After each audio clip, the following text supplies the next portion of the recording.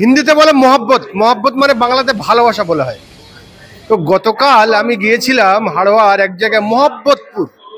সেই মহব্বতপুরে দেখলাম যে ভালোবাসার কি আর এক ভয়ঙ্কর রূপ। আইএসএফ প্রার্থী পিয়ারুল ইসলাম, তাকে কেউ ফোন করেছিল যে এই জায়গায় রিগিং হচ্ছে, ছাপ্পা চলছে, তিনি সেই জায়গায় গিয়েছিলেন। এখানকার কর্মীরা আমাকে আমার কাছে কর্মী আপনাদের জানাবো না।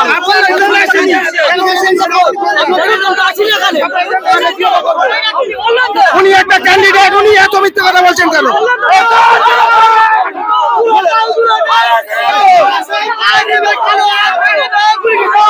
তৃণমূলের ক্যাডার, এরা ক্যাডার নয়, এরা গুন্ডা বাহিনী। ক্লাবগুলোকে যে পুজোর সময় টাকা দেওয়া হয় আর মাঝে মধ্যে বিভিন্ন জায়গায় টাকা ছড়ানো হয়, মমতা ব্যানার্জি ছড়ান, এই টাকাগুলো ছড়ান এই গুন্ডাগুলোকে, এই ডাকাতগুলোকে পুষে রাখার জন্য। যাদের কাজ হলো যদি গণতান্ত্রিকভাবে প্রক্রিয়ায় কোনো কিছু ঘটছে সেটাকে বাধা দান করা এবং গণতন্ত্রকে ধূলিসাৎ করে দেওয়া। মমতা ব্যানার্জির এই দুটো মমতা ব্যানার্জির হাতিয়ার, একটা হচ্ছে ক্লাবগুলি আর একটা হচ্ছে কিছু লোকাল গুন্ডা, কিছু দুষ্কৃতী এবং সাথে সাথে সিভিক পুলিশ এখানে খুব গুরুত্বপূর্ণ ভূমিকা পালন করে। এই ধরনের ঘটনা একটা গণতান্ত্রিক অধিকার পিয়ারুল ইসলাম আইএসএফ ইন্ডিয়ান সেকুলার ফ্রন্টের পার্টির পদপ্রার্থী, সিপিএম সমর্থিত, সে নিজের গণতান্ত্রিক প্রক্রিয়া পালন করার জন্য নিজে যেতেই পারে। এই গুন্ডগুলোকে, এই বদমাশগুলোকে, তাদেরকে আটকে দেওয়ার, ওনাকে জিজ্ঞেস করার তোমার বাবার সম্পত্তি, এদেরকে পুলিশ ধরছে না কেন? এই ধরনের মমতা ব্যানার্জির গুন্ডাগুলোকে ধরে জেলে ভরে দেওয়া উচিত। কিন্তু আমি বলছি এ পুলিশ পারবে না, এ পুলিশ বিক্রি হয়ে যাওয়া পুলিশ, এই পুলিশ তৃণমূলের ঝান্ডা ধরা পুলিশ। পিয়ারুল ইসলামকে যখন ঘিরে ধরেছিল তৃণমূল শাসক দলের কর্মী সমর্থক, তখন পুলিশ ছিল, অনেক পুলিশ ছিল, কেউ এগিয়ে আসেনি। না, আসবে না তো। এই পুলিশ তো মমতা ব্যানার্জির পার্টির ক্যাডার, চাকরি কার্ডের দেওয়া হচ্ছে, একটু দেখতে হবে। এই সিভিক পুলিশ কি জন্য থাকছে? যাদের কোনো অর্থনৈতিক ভূমিকা নেই, যাদেরকে কোনো সাপোর্ট করা হচ্ছে না, তাদেরকে একটা ভক্ত বানিয়ে দেওয়া হচ্ছে। যেমন বিজেপি বজরং দলের মতন গুন্ডাদের তৈরি করেছে, যেমন মোদিজি বজরং দল, বিভিন্ন দলের একটা গুন্ডা বাহিনী তৈরি করেছে, বিভিন্ন আর্মি টাইপের, ভারত ছাড়া আর্মি তৈরি করে রেখেছে। এই ধরনের মমতা ব্যানার্জির এই গুন্ডা বাহিনী কিছু আছে, যারা তাদের কাজই হলো বিরোধীদেরকে নষ্ট করে দেওয়া, গণতন্ত্রকে ধূলিসাৎ করে দেওয়া। এর আমি তীব্র নিন্দা ও প্রতিবাদ জানাচ্ছি। সিভিক পুলিশ মানে প্রশাসনিক, তারা কাজ প্রশাসনিক লোক। তারা, আমাদের কাছে খবর আছে যে সিভিক পুলিশ শাসক দলের পোলিং এজেন্ট হয়ে ভোট কেন্দ্রে বসে আছে। কি বলবো, একদম লজ্জাকর বিষয়। আমি তো আগেই আপনাকে বললাম, আর এই ঘটনা যে ঘটছে এর থেকে লজ্জা করা কি? এই সিভিক পুলিশ উঠিয়ে দেওয়া উচিত। বাংলায় সিভিক পুলিশের দরকার নেই। পুলিশ যেটা রীতিমতো পুলিশ থাকবে, সিভিক পুলিশ কি নিয়ে যায় কোনো। আমি গেছিলাম একটা, যখন বারুইপুরে একটা হত্যাকাণ্ড ঘটেছিল, আমি যখন ভিজিট করতে সেই ঘটনাস্থল, সেই পরিবারদের সঙ্গে যাই, দেখি পুলিশ সিভিল ড্রেসে, সিভিক পুলিশ সিভিল ড্রেসে একদম দাঁড়িয়ে আছে, কোনো বেচ নেই, কিছু নেই, গুন্ডার মতন। তাদের পরিবারের লোকরা বলছে আমরা ভীত সন্ত্রস্ত হয়ে অবস্থায় আছি, আমরা ভয়ে কাঁপছি। তো এই ধরনের সিভিক পুলিশের টোটালটা উঠিয়ে দেওয়া উচিত। ইভেন সিভিক পুলিশ এর মতো পুলিশ দরকারই নেই। সিভিক পুলিশ কি? সিভিক পুলিশের কোনো রুলস নেই, রেগুলেশন নেই, কোনো সিস্টেম নেই, এরা পুলিশের মধ্যেই পড়ে না। কেন পুলিশ দেওয়া হবে এদের নাম? এই সিভিক পুলিশ সিস্টেমটাকে ওঠানো উচিত। এগুলো মমতা ব্যানার্জির ক্যাডার, এগুলো মমতা ব্যানার্জির গুন্ডা বাহিনী। আপনি বলছেন সিভিক পুলিশ কি? আলু চেনেন তো? আলু সব তরকারিতে দিতে হয়। সিভিক পুলিশে আলু যেমন বুদ্ধে থাকে, তেমন হচ্ছে এই সঞ্জয় রায় তো সিভিক ধর্ষণেও আছে। কিছুদিন আগে কালী পুজো, তার বাড়িতে কেউ ছিল না, গৃহবধূ তার বাড়ি থেকে ধর্ষণ করে থাকে।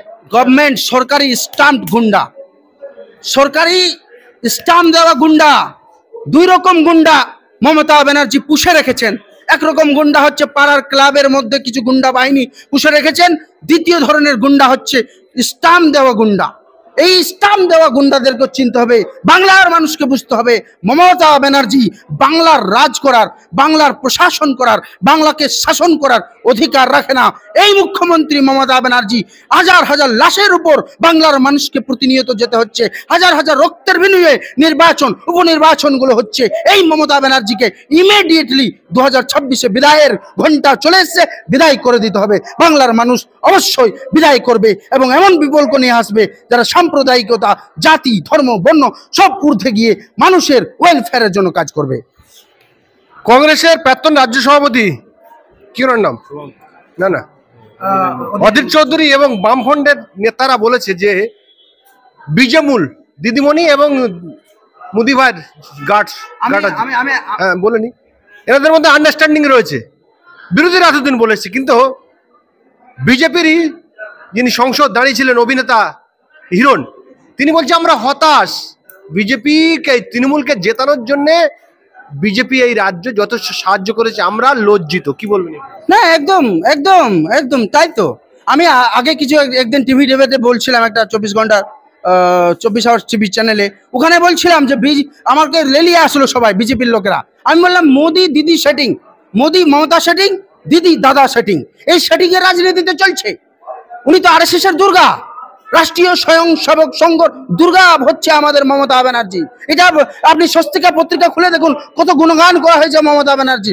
এবং এই উনি যদি তৃণমূলের মানে দাদা দিদি সেটিং না থাকতো, মোদি দিদি যদি মমতা সেটিং না থাকতো, তাহলে তিলোত্তমা বিচার পেত। তিলোত্তমার CBI রিপোর্টকে দিচ্ছে কি হচ্ছে, এবং বিজেপিরাই আঙুল তুলছে। এর মানে দাদা দিদি সেটিং আছে, এই দাদাকেও হটাতে হবে, এই দিদিকেও হটাতে হবে। 6 জায়গায় উপনির্বাচন ছিল, আমি আর কিছু বলবো না, আমি হাড়ায় উপস্থিত ছিলাম। ভোট পড়েছে খুব কম সংখ্যক, যারা বিরোধী প্রার্থী ছিল বিজেপি এবং আইএসএফ, তারা বলছে ভোটের নামে প্রমোশন, আইএসএফ প্রার্থী এখানে রিপোলিং চেয়েছে। আপনি কি বলবেন এই বিষয়ে? সত্যি আমি দেখছিলাম, আপনার রিপোর্টিং দেখছিলাম আমি, আপনি যেভাবে জায়গায় ঘটনাস্থলে ছিলেন, যেইভাবে মাননীয় মুখ্যমন্ত্রী মমতা ব্যানার্জির পুলিশ অসহযোগিতা করেছে, শুধু অসহযোগিতা নেই, আমি যে একটা কথা বলছি মোদি দিদি সেটিং, দাদা দিদি সেটিং, সেটা প্রমাণিত হচ্ছে। কেন্দ্রীয় বাহিনীর কোনো রোল ছিল না। কেন্দ্রীয় বাহিনী গেল কোথায়? কেন্দ্রীয় বাহিনী এবং মমতা পুলিশ মিলে জুলে উপনির্বাচনে মমতা ব্যানার্জিকে জেতানোর কাজ করছে। এটা স্পষ্ট বোঝা যাচ্ছে যে আজকে বাংলায় গণতন্ত্র শেষ করা হচ্ছে। যেইভাবে সারা দেশে গণতন্ত্র শেষ করছে নরেন্দ্র মোদী, ওইভাবে বাংলায় গণতন্ত্র শেষ করছে মমতা ব্যানার্জির পুলিশ। আর মমতা ব্যানার্জি এটা পুলিশকে দিয়ে করাচ্ছেন। ওনাকে জবাব দিতে হবে, এই বাংলা আপনি কি চান? এই বাংলা কি আপনি শান্তিপূর্ণ চান? এই বাংলায় একটা লাশও কেন? উপনির্বাচনে আবার এক লাশ কেন? আমি তো বলবো নির্বাচনে, যে কোনো নির্বাচনে কেন লাশ বইবে? খুন, অন্যায়, রাহাজানি এবং মার্ডার কেন হবে? রক্তক্ষয়ী, রক্ত কেন যাবে? জীবন কেন দেবে? লোকে প্রাণ কেন দেবে? এটা এর জবাব কিন্তু জবাবদিহিতা মুখ্যমন্ত্রী মমতা ব্যানার্জিকে করতে হবে। পুলিশ মন্ত্রী হিসাবে ওনাকে লজ্জা করা উচিত এবং ওনাকে দরকার পড়লে রিজাইন দেওয়া উচিত। ওনার কোনো অধিকার নেই এই সাংবিধানিক পোস্টে থাকার। আর আশা করি বেশি দিন নেই, 2026-এর নির্বাচনে মমতা ব্যানার্জিকে সরিয়ে দিয়ে রাজ্যে নতুন এক বিকল্প রাজ্যের মানুষ দেখবে, নতুন এক জিনিস দেখবে, নতুন, আমার মনে হয় একমাত্র পশ্চিমবঙ্গে, ভারতবর্ষে একমাত্র যদি কোনো দল ভারতবর্ষকে ঠিক রাখতে পারে, সঠিক রাখতে পারে এবং রাজ্যে সঠিক রাখতে পারে, সমস্ত ধর্ম, সমস্ত জাতির মানুষদেরকে, ভাষাভাষীর মানুষদেরকে একত্রীকরণ করে রাখতে পারে, সেটা হচ্ছে জাতীয় কংগ্রেস। জাতীয় কংগ্রেস, জাতীয় কংগ্রেস। এবং মমতা ব্যানার্জির, আমি পুলিশের এবং মমতা ব্যানার্জির এই গণতন্ত্রকে ধ্বংস করার এর নীতিকে টোটালি আমি নিন্দা জানাচ্ছি, তার প্রতিবাদ করছি, বিরোধিতা করছি। একটাও খুন, বাংলার ছেলের একটা খুন দেবে না, একটা রক্ত যাবে না। এই সংগ্রাম আমাদের চলবে। এই সংগ্রাম আমরা চাইছি যে বাংলার মানুষ শান্তিপূর্ণ ভোট হোক, শান্তিপূর্ণ নির্বাচন হোক, আর শান্তি চাই, শান্তি চাই, শান্তি চাই।